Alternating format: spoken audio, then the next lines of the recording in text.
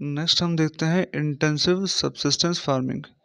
ये भी होती गुजारे के लिए बट इंटेंसिव होती है। मतलब ये होता क्या है, इसमें लिखा हुआ है high population pressure on land. मतलब ये कोई भी एक लैंड का पीस है, उस पर बहुत ज़्यादा प्रेशर होता है आउटपुट देने का। तो क्या करते हैं, इसमें बहुत सारे हम लोग फर्टिलाइजर डालते हैं, मैन्योर ये सब डालते हैं, खूब केमिकल का इस्तेमाल करते हैं इसमें। और ये काफ़ी ज़्यादा लेबर इंटेंसिव होती है। इसमें छोटे से इलाके में बहुत सारे लोग काम कर रहे होते हैं। ठीक, इससे मैक्सिमम आउटपुट निकालना होता है, बेसिकली बात ये होती है। और होता क्या है कि इसकी वजह क्या है, वजह ये है कि जैसे मान लो आपके जो फादर, आपके दादा हैं, दादा के पास 100 बीघा ज़मीन थी, पापा 4 भाई हो गए, ठीक है, चारों के पास 25-25 आ गई, ठीक है, तुम 2 भाई हो गए, तुम्हारे पास सबके पास 12.5 आ गई। ऐसे करते करते मतलब बहुत कम बच जाती है। अब तुम्हारे जो बच्चे होंगे उनके पास 6-6 बीघे के आसपास आएंगी, ठीक है। तो अब इस पे वो कर ही क्या लेंगे, इस पर ट्रैक्टर भी ठीक से नहीं घूम का पाएगा, ठीक है। तो इसलिए इसमें क्या होता है कि स्मॉल लैंड होल्डिंग्स हो गई हैं आपस में बट बट के। इसकी वजह से छोटा सा जो भी होता है रीजन, इसके ऊपर आउटपुट निकालने का बहुत ज़्यादा प्रेशर होता है। ठीक, अब जो मैं बता रहा था कि मैक्सिमम आउटपुट चाहिए होता है, इसमें ये लिखा भी हुआ है यहाँ पर, maximum output from limited land. और ये जो राइट ऑफ इनहेरिटेंस है ना, इसकी वजह से होता है। मतलब बताया था मैंने आपको कि आपके दादा परदादा से बढ़ते बढ़ते ज़मीन जब तक आपके पास आई, तब तक वो कुछ भी नहीं रह जाती है, ठीक है। ये हो गया। और उस छोटी सी लैंड होल्डिंग के ऊपर अगर आप काम करना स्टार्ट करेंगे तो अनइकोनॉमिकल हो जाता है। इसलिए बहुत सारा उसमें फर्टिलाइजर्स केमिकल डालने पड़ते हैं। नेक्स्ट देखते हैं क्या है। नेक्स्ट है कमर्शियल फार्मिंग। ये इससे ही मिलती जुलती है थोड़ी बहुत, लेकिन डिफरेंस ये है कि ये बहुत बड़े लेवल पे होती है, ऑन बिग लैंड फार्म्स, ठीक है। इसमें बेसिक कंसेप्ट ये होता है कि भाई जो भी है ये बिकने के लिए उग रहा है। इसका बड़ा अच्छा लाइव एग्जांपल देता हूँ मैं आपको। जैसे आजकल ना हमारे यहाँ लेस वेस कंपनी आती हैं, चिप्स बनाती हैं, ठीक है। तो ये क्या करती हैं, ये जैसे कोई भी गांव के पूरी उनके पास गई, जो किसान होते हैं, उनसे कांटेक्ट कर लिया कि हाँ भाई तुम्हारे जो खेत हैं उनमें सिर्फ आलू उगाओगे, और ये रहा हमारी तरफ से बीज, और वो सारा का सारा आलू हम खरीद के ले जाएंगे, ठीक है। तो जो भी होगा वो सारा का सारा फैक्ट्री में चला जाता है। ये पूरा गांव हो गया, सब लोगों ने एक ही बीज एक ही सब कुछ उगाया और मिल करके उस पर खेती करी, और सारा का सारा प्रोडक्शन कहाँ चला गया, लेज की फैक्ट्री में। आलू वहाँ से कट कट के चिप्स बन के आपके घरों में आ गए, ठीक है। ये इसका सबसे बड़ा लाइव एग्जांपल है। साथ में एग्जांपल ये भी हो गया, जैसे टी प्लांटेशन होती है।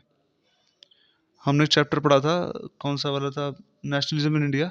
उसमें हमने देखा ना असम में टी प्लांटेशन वर्कर थे। अच्छा, उससे रिलेटेड एक चीज़ और बता देता हूँ। आज एक फिल्म का ट्रेलर रिलीज हुआ है, आर आर आर करके, ठीक है। देखना, साउथ की लग रही है वो फिल्म देखने से, बट वो जैसे थी ना पिक्चर बाहुबली टाइप की, उस टाइप की बनेगी। तो RRR नाम है उसका। वो पिक्चर किस पे बन रही है, अल्लूरी सीताराम राजू पे, ठीक है ना, जो हमने पढ़ा था नेशनलिज्म इन इंडिया में, ठीक है।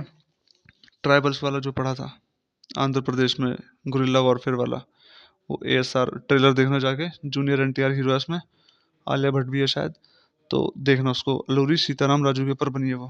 चलो, तो जैसे असम में टी प्लांटेशन वर्कर्स थे, ऐसे ही ये जो टी प्लांटेशन होती है ना, ये भी कमर्शियल फार्मिंग में आती है। क्योंकि वो इतनी सारी चाय घर के लिए थोड़ी बनाएंगे भाई, इतनी चाय कौन पीता है, सारी बिकने के लिए होती है वो।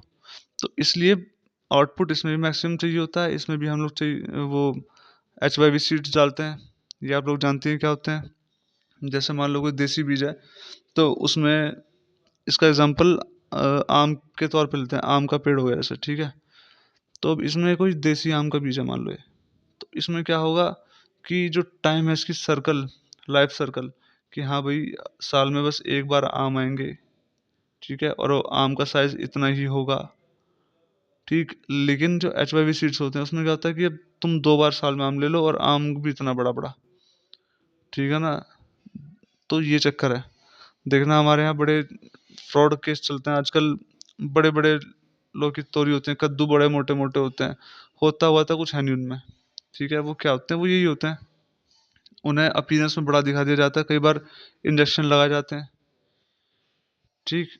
तो HYV सीड्स डाले जाते हैं, केमिकल फर्टिलाइजर डाले जाते हैं, पेस्टिसाइड, ये सब करके, और खूब इसमें, जैसे पंजाब में देखा आप लोगों ने, खेती वेती देखी होगी पंजाब की, तो वहाँ देखो बड़े बड़े किसान होते हैं, बड़े बड़े ट्रैक्टर, बहुत उनका हिसाब किताब तगड़ा होता है।